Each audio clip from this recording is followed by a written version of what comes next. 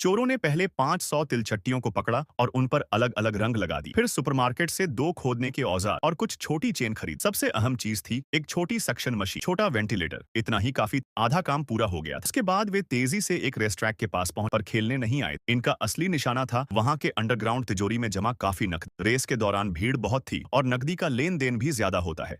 आयोजक पाइप के जरिए जो नकदी इकट्ठा करते हैं उसे पहले अंडरग्राउंड तिजोरी में भेज देते हैं और मैच खत्म होने के बाद लेकर चले जाते हैं। तिजोरी में कई सुरक्षा जाल थे, पर चतुर विक्रम ने पहले ही एक योजना बना रखी थी। विक्रम ने चियनचांग पर पहुंचकर एक भंडारे से गुड़ियों जैसा गमी बेयर खरीदा, पर खाने के लिए नहीं। वह अपने साथियों के साथ कूड़ेदान के पास गया और कूड़े के पाइप में कूदकर नीचे लॉयर में चला गया। वहां उसी समय उसका साथी मनीष पहले से इंतजार कर रहा था। वहां एक निर्माण स्थल था और पाइप का एक हिस्सा खुला हुआ था। विक्रम का तरीका बस यही था, पाइप में धमाका कर देना और बीच में जा रहे पैसों को पकड़ ले। लेकिन सीधा बम लेकर स्टेडियम में जाना मुमकिन नहीं था। वो गमी बेयर लेकर चला। कथानुसार उन्होंने ब्लीच गमी बेयर मिलाकर पेटी में रख दिया ताकि वह एक बम बन जाए। पास खड़े 2 लोग हैरान थे, क्या यह सच में फट सकता है? विक्रम रात जैसा काम कर चुका था। दीवार पर रसायन सूत्र लिखकर उन्हें धमाके का सिद्धांत और ताकत समझाने लगा। उनसे बोलते हुए वे दोनों उत्साहित हो उठे। हाँ, मैं कर सकता हूँ। हाँ, मैं भी कर सकता हूँ। विक्रम संतुष्ट हुआ और आगे की कार्रवाई जारी रखी। वह सावधानी से उस बम को छोटे डब्बे में रखकर